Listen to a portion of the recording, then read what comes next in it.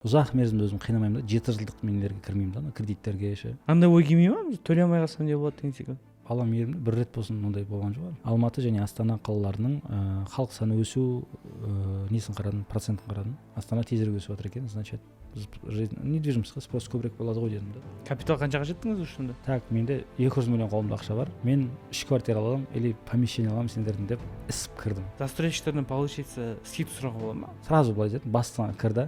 Қанша конкретно налға скидка береді, соны сұрай сал, соны жаза сал дедім да, қоя салдым. Основной сіздің фокусыңыз осы капиталды ары қарай қайға инвестировать етесіз, ол қайтып келеді ақша, соны қайға салады? 10 мың теңге айналдыру оңай, 10 миллион теңге айналдыру оңай. Маған 500 миллион айналдыру жұмыс. Ақшаң айналмай қалады. Ақшаң айналмаса табыс көрмей қаласың. Табыс көрмесе сен бекерге шашың ағарады да, бірақ байлығың көбеймейді да. Бұл шығарылымда біз қандай квартиралар алу қазір тиімді, қандай квартираларды алып сатамыз, ипотека алған дұрыс па, жалпы квартира бизнесімен алып сатуымен инвестиция ретінде айналысатын болса қандай сделкаларға кірген дұрыс. Оның ішінде Ислам мырзада қазіргі таңда 8 шақты квартирасы бар. Осыған дейін бір 10-нан астам сделкалар жасаған, алып сатып, соның ішінде қанша пайда тапты. Бұл бізде негізі осы квартира тақырыбында екінші выпускымыз, бірінші шығарылым. Егер көрмеген болсаңыздар көріп келіңіздер, ол жерде өте қызықты историялар айтылды. Біз шамамен 3 квартираның историясын сол жақта айттық. Енді жалғасын осы выпустарға қарай жалғастырайық. Ал Исеке, кеттік па? Кеттік. Ехала. Так, біз 4-ші сделкаға келіп жатырық. Так, 2 сделкадан біреуінен 1,5 жылда шықтыңыз, қорытындыласақ. Ол жақта себестоимостьпен кетті, примерно. Екіншісі минусқа кірдіңіз Грузиямен. Ол жерде өзіңіз сабақтарыңызды алдыңыз. Үшіншісі 14 айда сіз 22 миллионға кіріп 35 па, 36 ма? 35 миллионға саттыңыз, яғни 49% годовой таптыңыз. Күшті. Оған случайно көріп қалып 500 мың теңгемен кіріп кетіп, в общем, фарт тең ислам болып тұр қазір. Алланың берген бағы ғой. Машалла. Кеттік. Солай болды. Одан кейін именно сол квартираны алып болғаннан кейін мен нені бастадым. Басқа кәсіптерге ақша алып бастадым, бірақ ол басқа история. Біз қазір недвижимость, яғни жылжымайтын мал мүлік туралы сөйлесіп жатырмыз. Осы жерде бір лайфхак бөлісіп өтсеңіз, мысалы бізде көріп отқан определенный капитал жинап отқан, мысалы инвестициямен айналысқысы келетін адамдар болуы мүмкін да. Қанша миллион ақша жинағанға дейін кәсіпке салмай осылай недвижкамен көтеру керек?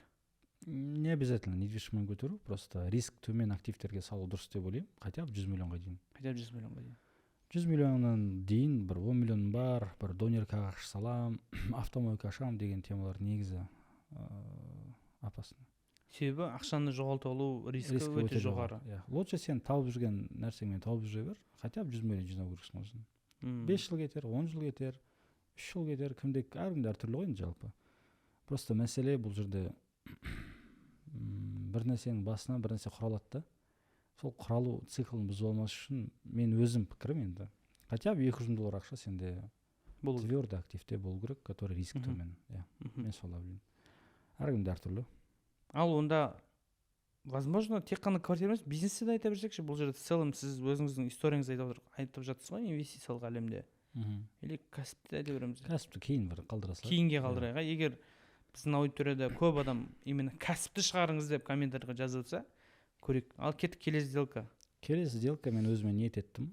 Енді ол кезде менде одновременно 3 пәтер болды, біреу Грузияда, екеуі Алматыда. Сатылған? Жоқ, сатып алынған уже. Сол моментте. Енді біз сатуға дейінгі момент қой. Әлі үшеуі де сатылмаған сізде? Әлі үшеуі де сатылмаған.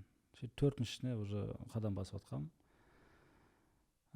Сол кезде жаңағы өзім бір район таптым. Сол районнан алғым келді, өзім тұруға. Сөйтіп дұға етіп жүрдім. Алматы қаласынан, жаңағы топовый локациядан, Бостандық районынан 100 квадрат метр бизнес класс үй аламын деп ниеттенген болатын. Өзіңіз тұруға бұл, Тұруға, иә. Сөйтіп отдел продажға бардым. Отдел продажға барып таптым, бірінші сөйлестім. Сөйлескеннен кейін олар жаңағы майысты, анау болмайды, бағасы қатты қымбат болып көрінді маған. Сөйтіп жарайды дедім де кеттім. Одан кейін 6 айдан кейін бардым тағы да. Жаңағы сатып алайын деп. 6 айдан кейін барғаннан кейін ол кезде сіз уже негізі кәсіптерге салып жатырсыз уже. иә уже параллельно жұмысым жүріп жатыр, ақшалар айналып жатыр деген сияқты. Енді уже қашанға дейін арендаға тұрамын, өз үйімді сатып алайын деп ниеттенгенмін ғой.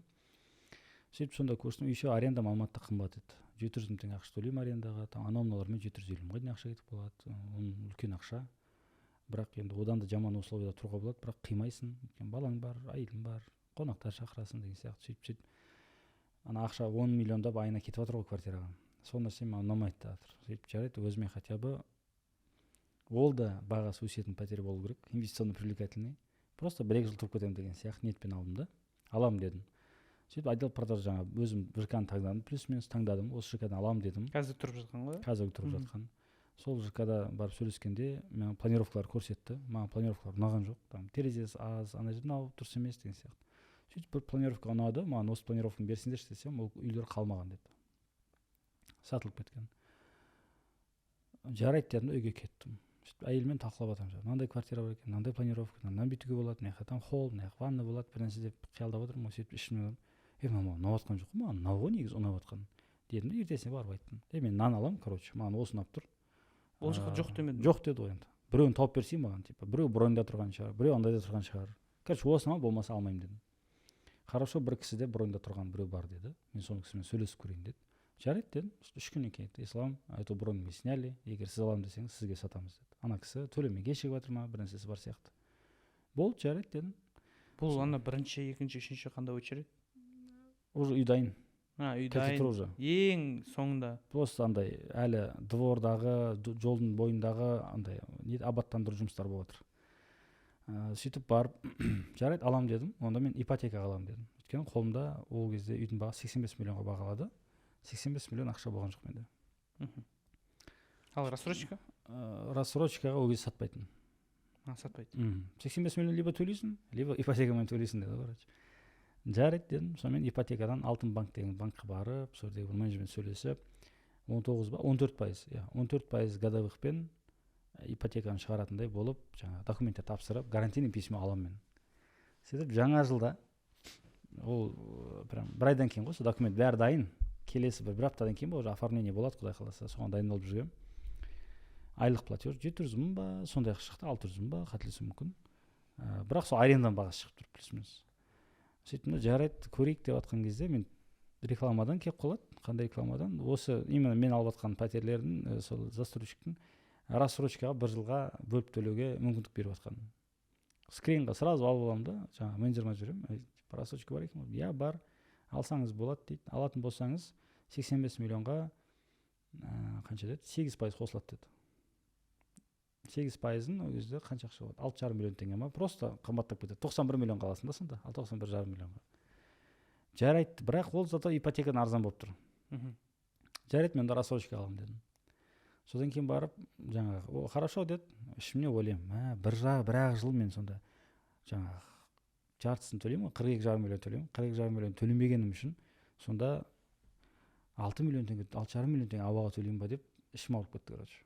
Содан кейін айттым, жоқ дедім, маған рассрочка керек емес, маған отсрочка беріңдер дедім. Олай. Отсрочка деген, типа 100%-ға алғандай боласың, бірақ 2 траншпен аласың да, және ол 1 жылға бөлмейсің, 1 айға бөлесің. Может, 2 айға бөлесің деген сияқты. Содан кейін жарайды, ойланып көрейін, бастыққа айтып көрейін деді. Жарайды, айтып көр дедім, бастыққа айтты, бастық типа жарайды депті, в общем, сонымен айттым, бірінші план қанша төлейсіңдер деді. Мен айттым, 50 миллион төлеймін дедім. 50 миллион төлеймін, қалған 35 миллионын 45 күнде төлеймін дедім. Жарайды деді. Сонымен хорошо деп барып договорды қол қойдық. 55 миллион ба, 50 миллион теңге бірінші транш төледім. Сөйтіп бір айда қанша қарыздар бар еді, бәрін өндіріп, мынаяқтан былай қысып, мынаяқтан жұлып, обороттан ақша шығарып, в общем, 35 миллион теңге ма екінші транш төледім. 4 квартира болды сізде. Осы кезде 4 квартира болды. Сонымен ремонтқа Грузиядан шығып кетпедіңіз ба? Жоқ, Грузиядан кейін шықтым. Айтайын. Сөйтіп ремонтқа ақша жинаймын деп жүрген кезде тағы бір ЖК-ны көріп қалдым да. Сөйтіп одан да бір пәтер алдым. Оны алу 4 бітіп кетті уже. Иә, 4 алып қойдым уже. Бірақ көшкен жоқсыздар. Әлі сатылған жоқ олар еще. Көшкен жоқсыздар. Көшкен де жоқпын, ремонт бастаған жоқпын өзім тұратын үйге. Сөйтіп қолымда ақша келді да, не істедім? Капитал қаншаға жеттіңіз үшінде? 300 шығар. 300-ге жетіп қалдыңыз. 300, может, 300-ден сәл плюс-минус ар жақ бер жақ шығар деп ойлаймын енді. сөйтіп ол квартираны аламын деген кезде бардым да, бірақ отдел продажға келіп айттым, так, менде 200 миллион қолымда ақша бар, мен 3 квартира аламын или помещение аламын сендерден деп ісіп кірдім. Қытайский методқа обратно. Сөйтіп ана отдел продажға сататын адам көзі жайнап кетті уже. Ана 200 миллионнан түсетін өзінің комиссиясын санап, оның миында жаратып отыр уже. Сөйтіп келіссөздер жүргізіп, соңында 48 миллион тұратын квартираны саудаласып, қанын ішіп жүріп, 41 миллион 788 мың теңге ма сатып алдым. Полная платаға. Полная платаға. И то полная плата жасаймын деп, потом доп соглашение жасап, қайтадан застройщиктерден получается скидка сұрауға бола ма? Бөлек? Обязательно. Полная платаға ғана, мен барып айттым ғой бірінші, мен бірінші бүйттім. 200 миллионым бар, короче, маған ең топовый инвестиционный привлекательный объектларын көрсет дедім. Ол сразу коммерцияларын көрсетті, коммерциялар 300 миллион ар жақ бер жағы болды, қымбат дедім. Екіншіден ол сразу жаңа ликвидный варианттар көрсете бастады маған. Мен жарайды дедім да, мен екеу аламын дедім. Екеуінің бағасы 90 миллионға шықты где-то. 85-90 ба, 95 ба, сонда миллионға шықты. Жарайды, ойланам дедім. Кет қалдым. 2 күн кейін жазады. Ислам, что вы надумали? Сіз специально жазбайсыз. Что-то қымбат шығып жатыр дедім. Сен сразу былай дедім, бастан кірді. Қанша конкретно налға скидка береді, соны сұрай сал, соны жаза сал дедім да, қоя салдым. Ислам, вам одобрили беспрецедентную, самую высокую скидку 5% деді. 5% жеңілдік береді деді. Налмен бүгін төлесең деді, осы айда төлесең. Жарайды, что-то маловато дедім, қайт жауап бермей қойдым. Сөйтіп ол жаңа жазады, нет, это вы поймите, это одан артық біз скидкалар бермейміз, ешкімге бермегенбіз, даже біздің сотрудниктердің сондай скидкамен алады, анамын. Дедім да, қайтып қоя салдым. Бір апта ма өтті. Бір аптадан қайтадан типа случайно кіріп кеткендей болып бардым, барған кезде айттым. Мен негіз блогермін, әйелім де блогер. Давай тағы 2% бер скидка. $2000 ғой сол кезде. $100 үйдің бағасы, тағы 2% бер скидка, сонда $2000. Мен саған 2 видеоролик шығарып беремін дедім. Өзім атымнан, әйелім атымнан дедім. Бірақ реклама 500 мыңға сатып жатырсың да. Бір нені рилсты 500 мың сатып жатырмын. Бірақ мен уәде беремін дедім, қандай? Мен бір реклама жасамаймын саған дедім. Бірнеше жасаймын. Бірақ контрактта бір өдеп жазамыз дедім. Сөйтіп ол ойланайын, маркетингтің жаңа несін айтайын, сөйтіп маркетингтегі кім? Жаңа маркетингтің бастығы, мен келіншегім подписчик, яғни оқырман екен. Мен сіздің аяңызды білемін. Өте жақсы кісілер, өте жақсы блог жүргізеді, аудиториясы да жақсы, сапалы. Я прям за, я буду рада, если мы будем работать с этой парой деп, олар кісілер не қылды. Одобрение. Біздің туымызды көтерді. Сөйтіп, жарайды деді, сонымен хорошо. Сонда мен 100% оплата төлеймін деп келістім, бірақ бірінші ақшам болмағаннан кейін 17 миллион теңге төледім. 2 квартира аламын дедіңіз, екі емес, енді біреуге түсті. Біреуге түсті. Біреудің бағасы 40 қанша еді? 41-де 788, 41-де 7 болды. Ол 7% скидкамен. Иә. 46 бір нәрсе ма, сондай. Қателесуім мүмкін еді, плюс-минус 45 бір нәрсе болды ма? Типа рассрочкаға бөліп алсам, 17 миллион төлеп, кейін қалғанын төлесем болсам, 48 миллион болатын еді. Мен бірақ скидканы ұрып алдым да, потом барып, былай төлеймін деп айттым. Олай төлеуге келіспесіңдер, жарайды деп қайтадан қоя салдым. Енді солай ғой, 41 миллион қалтамда тұрса, мен төлей саламын ше, оның проблем жоқ. Енді прикол қандай, біз өскіміз келеді, біз жоқ ақшамен пайда тапқымыз келеді дегенде ғой, енді соның амалы ғой бұл да. Ол мен сізге сәттілерді айтып отырмын да, оның ішінде 10-15 түрлі сделкалар сәтсіз болғандар да, яғни келіспегендер онда, жарайды кете бер деп итере салғандар ғой. Сол 17 миллион теңгесін төледім, сөйтіп оны төлегеннен кейін мен квартираны сатып алған жоқпын ғой. Сатып алмағаннан кейін мен оны не қыла алмадым жаңағы. Бөлісе алмадым ше, мен сатып алдым деп. Өйткені оны сатып алмадым ғой мен әлі. Сөйтіп олар айтады, ролик қайда дедім, мен ролик шығару үшін мен сатып алу керек шығармын дедім. Сатып алудың уақыты бір ай берілгенбіз, ол кезде 45 күн келіспей қойдылар. 30 күн максимум береміз деді. Жарайды, онда типа 30 күн десе 30 күн деп келістік. 30 күн үшін звондайды маған. Ислам, у вас сегодня последний день оплаты, анау 24 миллион теңге бір нәрсемен төлеу керекпін, 24-те жетті ма. Бүгін төлеңіз деді, мен айтамын, бүгін счетым неде банкте, анан шықпайды, ертең төлеймін деймін ғой. Ол айтады, Ислам, в таком случае на вас күніне 1% пеня төлейсіз дейді. 41 миллионға 1% 400 мың теңге ма, сонда ойнайды. Жоқ? Дұрыс қой? 400 мың теңге. 400 мың теңге. За просрочку. Бір емес, 0,01% шығар. Енді білмеймін, маған 0,1 бұл 40 мың теңге. Маған бірақ 1% деп айтты. енді білмеймін, короче, доллардан да сондай болды ма. Енді реально ғой, мен уәде бердім, уәдемді тұру керекпін ғой. Дедім да, жарайды дедім да, короче. Жаңағы комиссиялармен, анау мыналармен 24 миллион біраз чегін жібердім, мә деп аттым, короче. Шығарып алдың сол күні. Иә, осы квартираны төлеп қойдым, міндеттемемнен арылдым. Сөйттім да, видеоларды салдым. Сөйттім да, мінекей дедім. Бір видеомыз 1,3 миллион охват жинады. 1,3 миллион. 1,3 миллион жинады. Мен уәде еттім ғой дедім, уәде еттім. Мінекей просмотр болды. Бізден кейін барып 2 адам сатып алды. Сөйттім да, жыл бойы реклама жасап жүрдім. Неге? Өйткені сендер маған сендіңдер ғой, рахмет сендерге деп өз ішімнен осындай осы кісілердің жол жүріп кетсін, ісі жүрсін деген сияқты ниетпен өзім 7 рет па 8 рет па реклама жасадым. Сұраған жоқ хотя. Бірақ әр реклама сайын мен скрин жасаймын, мінекей 1700 переход болды, мінекей 2000 переход болды, мінекей 800 переход болды деп жаңағы кімге жіберемін, менеджерге, маркетинг бастығына да жіберемін. Андай да, я хорошо, мы видели ислам, спасибо дейді, болды. Енді білмеймін, дұрыс па ол, дұрыс емес па. Просто маған, егер мен застройщик болсам, мен блогерге осылай жеңілдік берген болсам, мне было приятно осылай жұмыс істеген. От души, да? Обмен с превышением. Обмен с превышением, иә. Сонымен солай, одан кейін ремонтты бастадым. Ремонтын жасап, өзіміз үйге. Бесеу болды ма? Уже бесеу болды. Ремонт жүріп жатқан кезде как раз сатылды 35 миллионға. Анау да сатылды. Қайсы 35-ке? Жаңағы жақсы өскен деген. Одан кейін көлік беріп сатқан ол да сатылды. Грузияның ақшасы. Тез кетіп қалды, асып қалды. Грузия беріп сатылды. Көлік беріп деген қайсы? Ең бірінші сделка. Иә, сол да сатылды. Одан кейін жаңағы 35 миллионға да сатылды. Получается, сіз 1,5 жылдың ішінде 5 квартира жеттіңіз, короче. Иә. Дұрыс па? Иә. 4. 5 па? Иә, 5. 5 үйге жеттіңіз. Иә, 5. Осылай. Машинам сатып тастағам. Жаяу жүрем. 70-те? 70 сатып тастағам, BMW-ді сатып тастағам. BMW-ға кейін саттым. BMW-ға келмедік әлі. BMW жүретін. Самокатпен жүретін әйтеуір есімде. Артыма рюкзак салып аламын, ішінде наличкілер жүреді. Самокатпен деп жүріп сөйтіп алатынмын. Содан кейін ана үйлер сатылды, ол үйлердің ақшасын бизнестерге салып шығардым. Одан кейін қойшым 2 квартира қалды ғой менде. Сіз, получается, қараңызшы, постоянно неғып отырасыз ба? Өзіңізге қамшылайтын, иә, задолженности ма қалайсың ба? Жүк арқалап отырасыз ба? Спринт қол. Бұл ондай да ұзақ мерзімді өзім қинамаймын да, 7 жылдық мен нелерге кірмеймін да, кредиттерге ше. 1 айлыққа ғана кіремін да. 1 айлыққа, 1 жылдыққа или? Жоқ, 1 айлық, көбінде 1 айлыққа кіремін, немесе 3 айлық максимум. Ондайдан артық кіргім келмейді, жылдар бойы өзіме жүк салып алып, деп жүрген. Андай ой келмей ма? Төлей алмай қалсам не болады деген секілді. Келеді.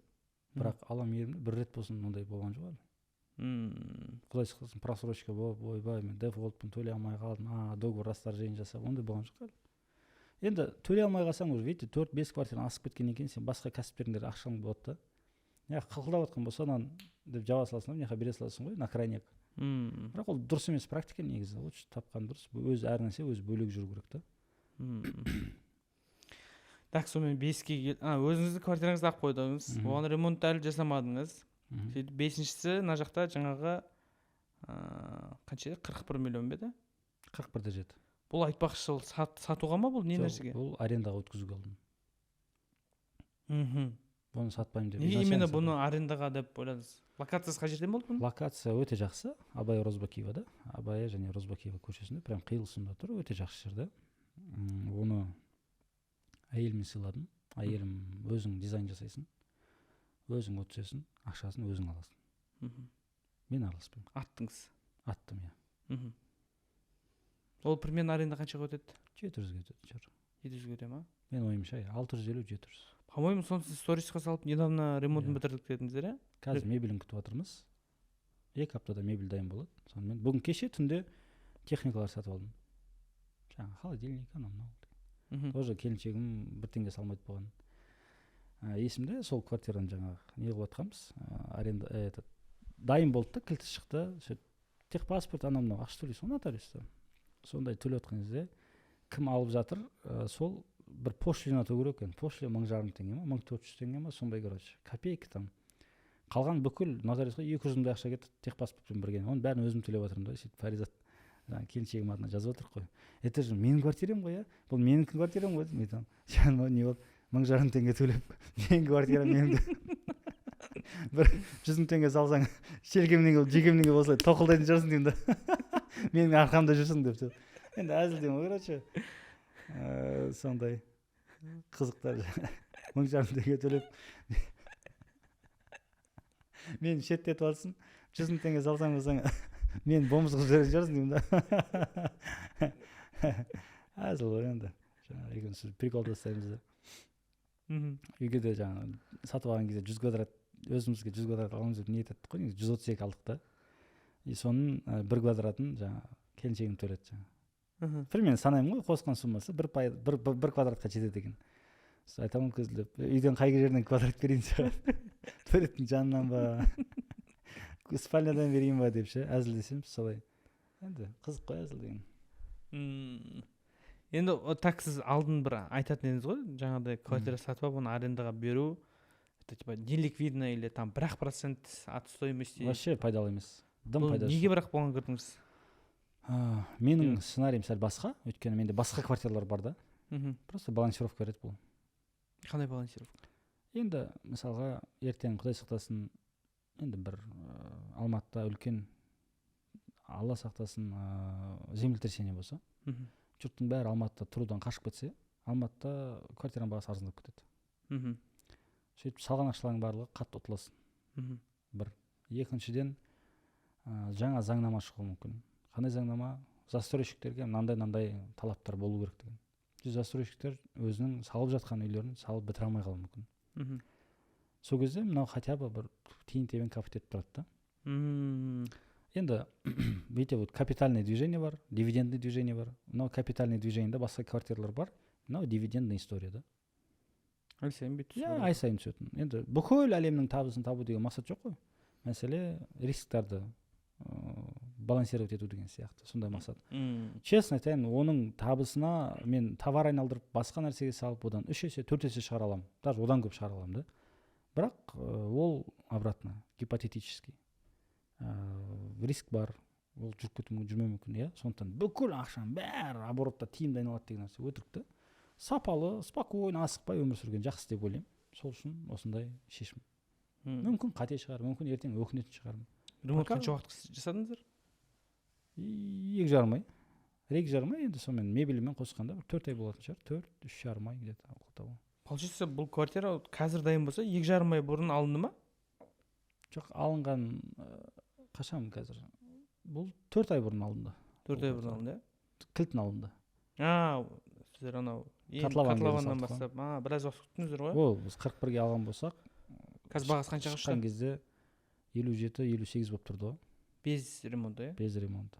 47. Қанша жылда? 1 жыл 3 айда. 1 жыл 2 айда где-то. 41-ге алдыңыз, 57-ге, сонда 30%. 30 қанша? 40% ғой, иә. Теңгемен. Бірақ доллармен 30 бір нәрсе болады. Бұл бірақ 100% төлеп, жаңағыдай. 100%, иә.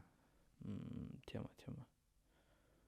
И то ремонтпен ертең мысалы сататын болсаңыздар, еще сверху дағы. Мен ойлаймын, 70, рыночный бағасы 72, может сондай болған шығар, 73. 70. Ремонт қанша кетті бұл жерде? 8 миллион бір нәрсе. 8 миллион 700 ба, 8 миллион 500 ба, 8 миллион 900 ба, соны 8,5-нан жоғары. 41 қосу 9, 50 кетті, 70 кетті, 20, сонда 35, почти 40% де, 1,5 жылда, иә? Негізі сататын болсам, давно ремонт бітіріп тастап, давно сатып тастайтын едім. Из-за того, что аренда болған екен, біз дизайн таңдап, солай жасадық. Асықпай, иә. 700 мың арзан емес пе, или нормально ма жерге? Средний пойдет. Средний, иә? Бірақ ол ақшаны біреулер ойлауы мүмкін, алып шаша береді, жүзі жоқ, біз 100 мың теңге түссе ма, одан да жиналады ақша. Оның капитальный мақсаттары бар, иә, сондай. Енді оны әйелім жинайды өзінің несіне, фондына. Мен қатысым жоқ. Так, ана Б-хан сататын кезге қашан келеміз? Или оған келдік қой уже? Осыдан кейінгі сделка ма ол? Иә, осыдан кейінгі. Или осыдан тағы бірі бар ма? Жоқ, бұдан кейінгі сделка. Одан кейінгі сделкадан кейін мен ана квартиралар саттым ғой плюспен. Біреу 10 миллион жаңағы немен. Қанша саттың, есіңізде ма? Қайсына? Примерно бәрі. Бәрі бір уақытта сатылды. Мен есім жоқ, короче, мен бір сенен қолымда 110 миллион ақша болды сол кезде. Сөйтіп мен 1, 2, 3 квартира кетті, 110 миллион келді. Иә, и машинаны да саттым. Машина сол кезде мен есімде сіз Инстаграмда сол кезде мынанша капиталға жеттім дедіңіз ғой. сол өзіңіз айтқан 5%-ке келетін еді ол. Плюс-минус. БМВ. 5-6%-ға келетін. Не үшін саттыңыз мысалы? Қызық. Мен бір кісімен келісіп қойдым, ол кісінің компаниясына 60 миллион теңге инвестиция жасадым. Тағы бір кісімен келісіп қойдым, ол кісінің компаниясына 30 миллион инвестиция жасадым. Тағы бір жігіттермен келістім, айта алмаймын. Әркім әртүрлі. Тағы бір кісімен, өзім оқушыларым бар, ол кісілермен де келісіп, оларға 25 миллион теңге ақша салдым. Сонда қанша 60, 80, 30, 105 болды ма?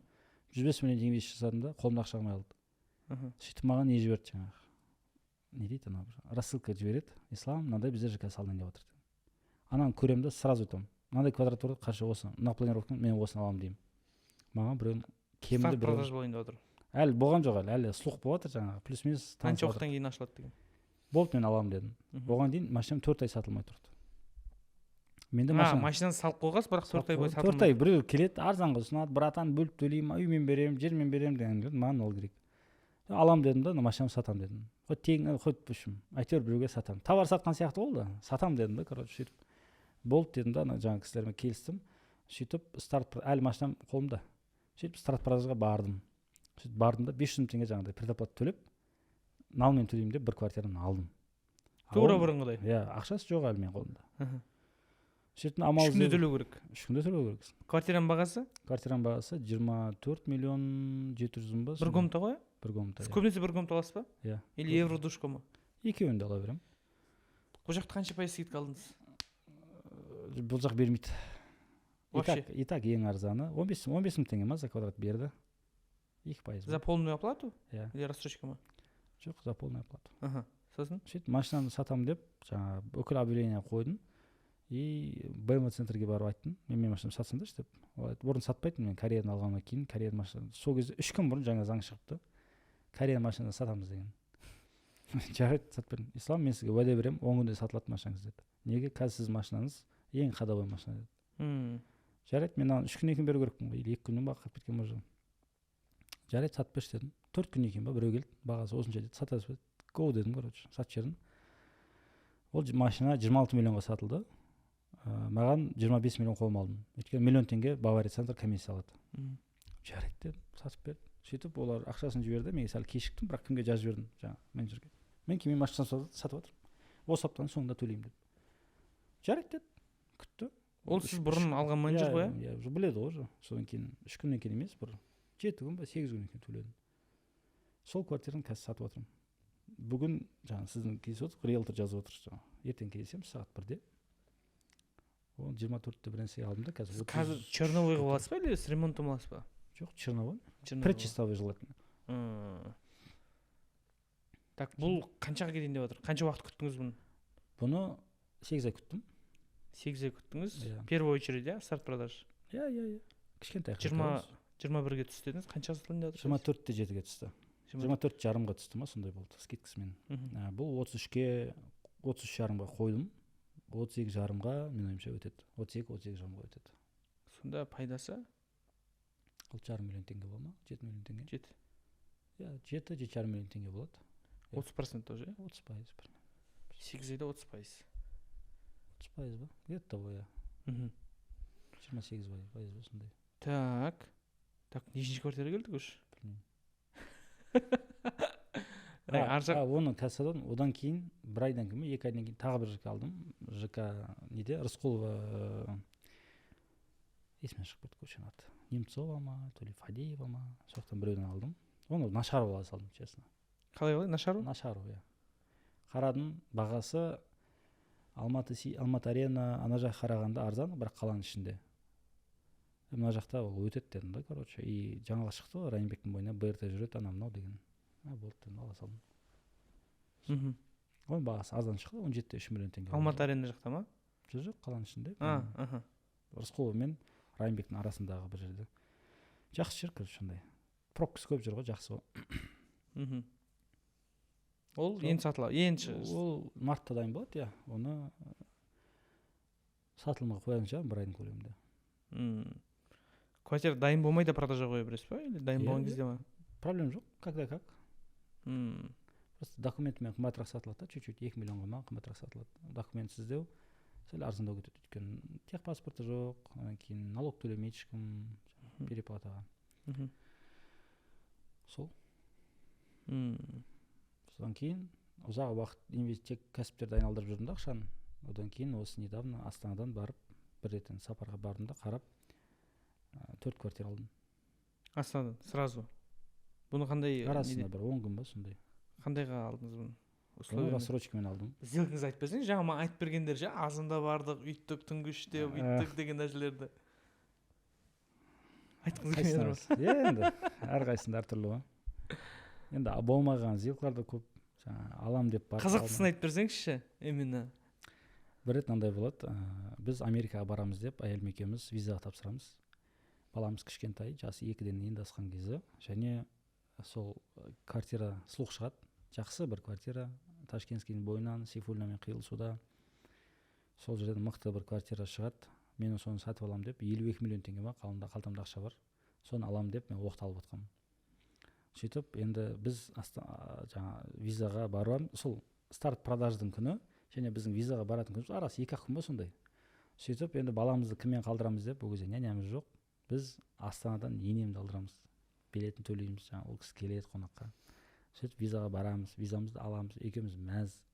Сөйтіп жаңағы ертең таңғы 9-да келіңіз, квартиралар сатып алуға болады дейді. Сөйтіп жаңағы 9-да келіншегім екеуміз таңғы 7-де тұрып алып, завтрагымызды ішіп алып бармаймыз ба. Күшті настроение. Қазір 50 миллионға мен ойлаймын, 2 квартира алып кетемін деп ойлап отырмын. Барсам 130 адам очередьте тұр ғой. Сол үй алуға. Сөйтсем, ол кісілер түнгі 3-тен бері тұр екен очередьте алуға. 9-да жаңа ашылады, мен кірем. Кірген кезде 130 адам кезегімен кіргізеді. Мен жарайды сұрай салам деп барып кірем. Барып кірем да осындай, мен осындай квартиралар мына квадратмен алатын едім. Қалды ма десем, жаман жүрмін. Ислам кешіріңіз, ондай квартиралар жоқ деді. Жаман қапа болып кеттім. Ақшаны дайындауға бар қыз. Ақшам дайын. Наличкамен емес, счетта тұр ғой. Мәселе уже болды, мен қазір сделка. Соска бір квартира алып кетемін деп. Уже 15 миллион теңге прибыль тоже бір жылдан кейін уже басында сыз қойғансың ғой жұмыс. Уже ақша тауып қойғансыз. Қайдан білейін, ондай болмайтынын. Сөйтіп жарайды, екеуміз маңырап қайттық қайырмай. Сондай болған, есімде. Содан кейін келесісінде ондай нәрсе болмасын. Бір адам барып 3-4 квартира, біреу 10 квартира қойып ғой. Иә. Сөйтіп келесісінде жаңағы тағы да не келеді. Арасында көп қой, сатылып жатқан, бірақ олар андай сәл привлекательность төмендеу болған екен, мен оларды алмадым. Сөйтіп біреу келді, мен аны алам деген жаңағы машинамды сатып алам деген мысалы көрдім ба, оны алу үшін мен ол кезде ораза кезі тұғын, түнгі 3-те 3:30-да ауыз бекітіп, сөйтіп таксиге отырып, машинам жоқ ол кезде. Таксимен бардым мен почему-то. Или ол кезде мен не қылғам, машинамды уже Бавария центрге қалдырып кеткем. Или Бавария центрдің алдындағы бір мойкаға апарып кеттім ба, есімде жоқ. Таксимен бардым. Таксимен барып, алдында еще не алып алғам ғой сумкаға. Шаңғыға барған кезде көтеніңе бір жабыстырып қоятын шымбұлақтың несі бар ғой, 4000 теңге тұратын. Тасбақа сияқты андай түсіңіз, сондай алып алғам ғой. Неге десем, түнде ана неде бірде отырамын ғой, көтем жарақ қалмасын деп ше, ол кезде суық қой. Сөйтіп дайындалып қалған қолғаптарымды алып алғам кәдімгі ше. Қазір мен түнгі 3-те таңғы 9-ға дейін күтемін де ше. Енді түнгі ұйқың нашар болады, бірақ сол арқылы біреу бір түн ұйықтамайсың, 7 миллион теңге ақша берем десе, мен ұйықтамайтын едім да. Сол сияқты ғой енді. Түнгі 3-те бардыңыз? Түнгі 3:30-да ма, 4-ке қарай бардым. Есік ашыла ма сонда қалай ол жақта? Есік болмайды, ол жерде не тұрады? Список тұрады. Спискқа аты жөнін жазасың, очередь болады. Бірақ қай уақытта ол список шығады, ешкім білмейді. 3-те барсаңыз адамдар тұр ма еді, жоқ па еді? Бар еді. Адамдар, мен алдында 10 адам жазып кеткен. 4-те барғанда, 3:30-да барған кезде 10 адам тұр. 11-ші болып жазылдым. Сөйтіп қараймын, бәрі жазылады екен, кетеді екен. Сөйтіп жарайды деп шықтым да, бір жылы жерге барып, уақыт өткізе тұрдым. Сөйтіп қайтып 8:30-да келіп алдым. 8:30-да уже 100 шақты адам тұр. Мен 11-ші тұрмын. Очередьпен кіргізе береді. Очередьпен кіреді. Сөйтіп андай екен, мысалы әйел мен күйеуі келген, әйел мен 3-ші, 4-ші болып екеуі жазылған. Сөйтіп менің алдымда бір 6 адам кірді, короче. Әйел күйеуі, 11 адам болса, сол бір 6 адам, біреу келмей қалды деген сияқты. Сонда мен кірдім. 8:50. Егер үлгермей қалсаң, бәрі по-любому ерте кіретін шығарсың. Қалай үлгермей қалсаң? Мысалы, сен келдің, 20-ші очередьтегі адам кіріп жатыр. Бәрібір ғой, столдар қараңыз, 14-ақ па 15-ақ адам стол болады. Олар бірінші отырар ма 15 адам. Олар 20 минут тұрмайды. 20 минутта 80% сочный квартира сатылып кетеді, 100%. И 80% сатылып кетеді ғой еще. Баға резко өсіп кетеді уже. 20 минутта. Сол кезде сразу. Сол кезде. И каскадный повышение цен деп айтылады ғой. Спросқа байланысты. Сіз бірінші столға отырдыңыз. Мен 8:59-да отырдым уже столға. 9-дан 01 кеткенде мен уже договор купли-продажа болып жатыр. Яғни менің атыма ол квартираға отырды. Неше квартира алдыңыз? Бір. Ақшам сол кезде біреуіне ғана жетті ғой. Өйткені басқа бизнестерге салып тастадым ғой. Бұл ана төрт Астанадағы деп ойлап отырмын ғой. Астанадағыны Сізден алдыңғылар қанша квартира алып тастаған примерно уже? біреулер 3 алған, біреу 8 алған. Бір адам 16 алған. Бір адам. Базар жоқ. Чисто сөйтіп жүретін адамдар бар ғой, Бар. Мен солардың бірі болғым келеді. Ақшаны бүйтіп аласыз кіріп, бұрғып кіріп, бір жылдан кейін шығып, Очередьте бірге күтіп отқан адамдар кезінде бір ер адам болды және бір әйел адам болды. Сол үшеуміз жаңағы тұрып күтіп қалған кезде сөйлесіп қалды да. Вы этот для себя рассматриваете, там для инвестиций. Сол кезде бір әйел келді, андай бір невзрачный болып, андай бір. Енді болады бір. Внимание шақырмайды да. Андай бүйтіп тұрып атты да, просто бір жігіт болды, ана түрінен қарасаң бір бүкіл жігін сатып алатын сияқты болды. Соңында мен бір квартира алып шықтым. Ана әйел для пробы деп, ол биогруппен жұмыс істейді екен да. Для пробы деп 3 квартира алып кетті. Бұл басқа застройщик қой. Бұл басқа застройщик. И мен біреуін алып кеттім. Анадым алып кеткен жоқ. Бірақ әңгімесінде там қыру керек, бүйтіп алу керек, ана чаттан шум ғой, короче, суета дей ма қалай. Соңында алып кеткен жоқ. Үшеуін алып кетті. Ал андайлар бар ма мысалы? Заранее бір ондай очередьқа тұрмай алып кететіндер. Мен ойлаймын бар. Және олар көбінде акционерлердің достары, таныстары болады. Олар үлкендер. Даже отдел продажынан сатасыңдар деп түскен кезде уже ол квартира сатылуға болмайды. Жоқ болып тұрады ғой. Жоқ болып тұрады, иә. Ала алмайды, баса алмайды, информация жоқ. Подъезде болатындар бар. Мен Астанада отельде тұрғам, ол отель биогрупптың бір подъезі. Сол бір подъездің біреуі сатып алып, соны отель қылып жіберген ғой. Мысалы. Сондайлар да бар да. Ал алу 1 миллиардтың үстінде шығып кетеді да.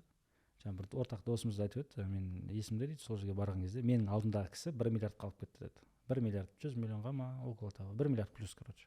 Сондай алып кетті деді. Нал. Оған еще андай бір мынандай скидка берген жоқ та. Сен келеді былай. Алып кетеді. Ондар да бар. Басқа бір әлем десеңізші. Иә, біз 500 теңгеден яқта қапталып жүрміз ғой. Тыпыршықта апшы. Сол Астанадағын айтсам болады, сонымен аяқтасақ болады. Астанадағы бардым, оған дейін мен көшелерді білмеймін. Не үшін барған себебім Алматы және Астана қалаларының халық саны өсу несін қарадым, процентін қарадым. Астана тезірек өсіп жатыр екен, значит, недвижимостьқа спрос көбірек болады ғой дедім да. Сонда барып қарадым. Главный көшелерін қарадым. Қалынбай, Тұран, Мәңгілік ел, Қалдаяқова, Байтұрсынова, Нәжмеденова және қайсыдан көше? Қошқарбаеваның көшесі қандай еді? Есімнен шығып кетті. Сарайшық деген сияқты бар ғой. Сол көшелер. Дедім да, сонымен соның бойынан для пробы деп біреуін алдым. Сөйтіп екінші жасырушыдан барып, Мәңгілік елдің бойынан тағы для пробы деп тағы біреуін алдым. Сөйтіп біреуін айттым, мынауың локациясы күшті екен, осы ЖК қайсы дедім, ол старт продажа шыққан жоқ. Бір айдан кейін шығады деді. Қайсы алып қойған ЖК-дан старт продажа? Мен алмаған ЖК-дан. Мен бір басым мына ЖК-ны алғым келді локацияны сұрап. Мен қарамаймын ғой ЖК-ға. Мен просто картаны қарадым. Мына ЖК осының көрсетші деген кезде ол бір айдан кейін шығады деді. Жарайды, онда бір айдан кейін алайын дедім. Қазір не бар дедім. Қазір мынау бар деді. Соны қарадым да, так, үш вариант ұсынды, үшеуінің біреуін қарадым да, осы дұрыс екен деп біреуін ала салдым. Және бір айдан кейін маған мынаны хабарлас. Мен обязательно мынаны аламын дедім. Сөйтіп кетіп қалдым. Өткенде подкасттағы айтқан сол ЖК ма? Сөйтіп соны бір күн алдым, 2 күн алдым ба, хабар келді, осындай старт продажа шығады деген. Болды, сразу жаздым, маған осындай басына 4 квартира бер дедім. Сөйтіп жарайды тұрдым да, бұдан жарайды пока екеуін ала салып көре салайын дедім. Может болмай қалар, Астана білмеймін ғой деп, сөйтіп екеуін алдым. Қандай условия еді? 30% төледім. 100% төлеуге болатын еді, бірақ ақша оншалықты бір скидка бермейді да. Полный төлесең? Иә. Ақшаны мороз еткен жыл, лучше оборот айналдыра берейін басқа жерден. Ол қанша есе өсті ана сол Астанадағы төртеуі? Әрқайсысы әртүрлі. Примерно айтып бере аласың ба? Біреу жақсы өсті, например. Қаншаға? Бір күнде 15% өсіп кетті, осындай болды ғой. Метр квадрат қаншадан алдыңыз, қаншаға кетті? Метр квадрат мен 782.100 теңгеден алдым. Сол күні 2 сағаттан кейін, 1,5 сағаттан кейін ба, 900-ден үстіне кетіп қалды. сол күні. Мгм. Мен общий 73 квадрат алдым, 75 па, 73 па. Однокомнатный екеу алдыңыз ба, или евродушка ма? Однокомнатный екеу алдым. Ең аз квартира однокомнатный болды, мен однокомнатный алдым. Аха. Сол күні ол 900 мың үстіне шығып кетті да, сонда 75 квадрат десек, 100 мың теңге, 110 мың теңгеден примерно, сонда 7 миллион 600 бола ма, 7 миллион 700-ге бағасы өсіп кетті. Бір күнде, бір сағатта ғой, бір жарым сағатта. И ол тағы өседі еще, иә? Құдай қаласа деп ойлаймын, үміттенемін, иә. Ал қалған екеуі? Қалған екеуі қараған жоқпын, честно, қанша өскенін. Честно, қарап та керек емес. Бір айда бүйтіп күн өсе салмайды ғой, айлап, жайлап өседі. 300 теңге батап кетті, деп бұған эмоция алған жоқ, басқа тірлікпен айналыса берген дұрыс қой. Сондай. Основной сіздің фокусыңыз осы капиталды ары қарай қайға инвестировать етесіз, ол қайтып келеді ақша, соны қайға саласыз? Андай ғой, Ереке, 10 мың теңге айналдыру оңай, 10 миллион теңге айналдыру оңай. Енді біреулер маған 500 миллион айналдыру жұмыс. Енді айналу керек қой, бір нәрсе алыну керек, ол бір нәрсе сатылу керек, айналу керек, пайдасы керек, ол сатылу керек. Одан кейін диверсификация деген нәрсе бар. Мысалы, мен 500 миллион ақша болса, или 600 миллион ақша болса, бәрін бір жерге сала салмаймын мен оны. Оны бөлшектеймін. Деп тілесің ғой, былайша бөліп. Сонда мен бір кусогым жаңа $50,000. В среднем мен $50,000 сделкаларға кіремін. И солай санасақ, біреуінде $100,000 келесің, біреуінде $50,000 келесің, сондай бір 10 мен 20-ның арасындағы бір бөлшек шығады сенде. Сол бөлшектерді сен енді 15 деп алайықшы средний. 15 бөлшек бола ма? 15 бөлшекті бір жылда айналдыру деген сөз, сен 15 сатылым және 15 сатып алу болу керек та. Значит, 30 сделка болады да. 30 сделка бір жылда жасау, ол сен уақытың бәрін өлтіріп тастайды. Еще сен кәсіпке уақыт табу керексің. Отбасыңа, жеке өзіңе, саяхатыңа, достыққа, әлем танымға деген сияқты. Уақыт жетпей қалады. Адамдар ойлайды, мен бай болсам, жата беретін. Жоқ, жұмыс көп еді. Просто кәсіп жасап ақша табу негізі қалай айтсам болады. Уақыт бойынша жақсы да, ары қарай ақша бола береді деген өтірік, өйткені айналдыру керек оны.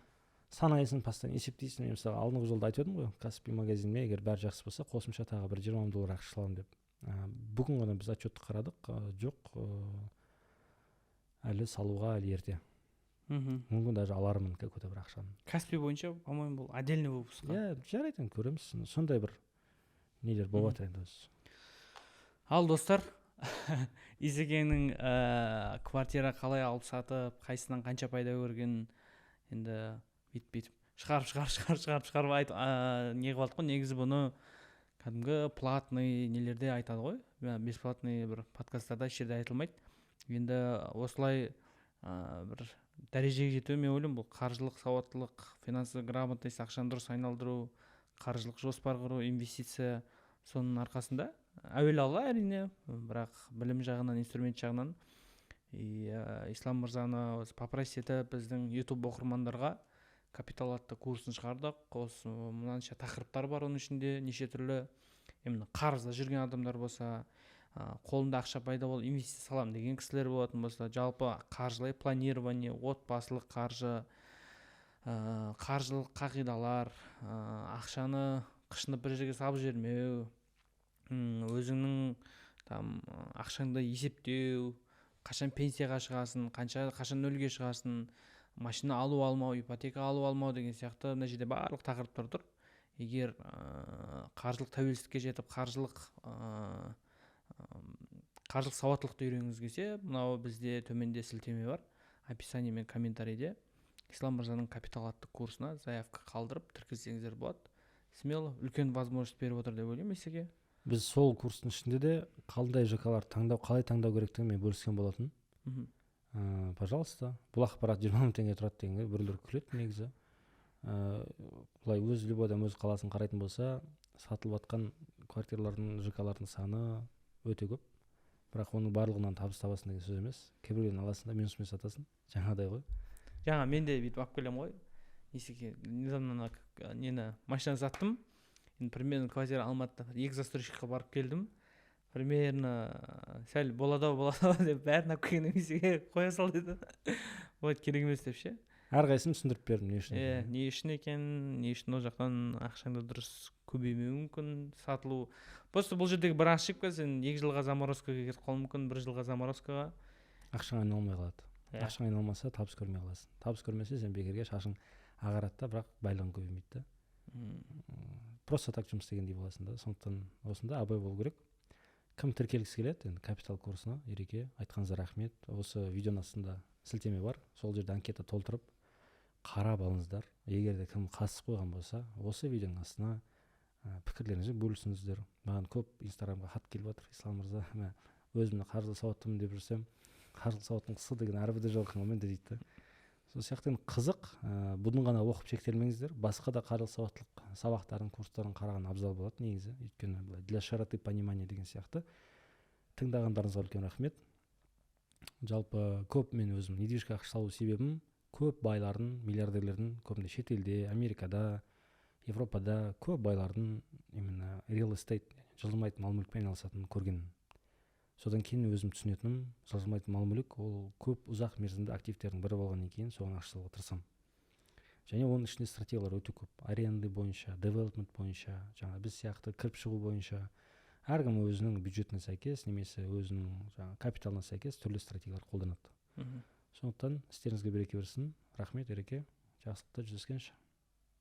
Болды, Құдай қаласа. Сізбен болған Ершін Сұлтан және Ислам Бөрхан. Қош, сау болыңыздар.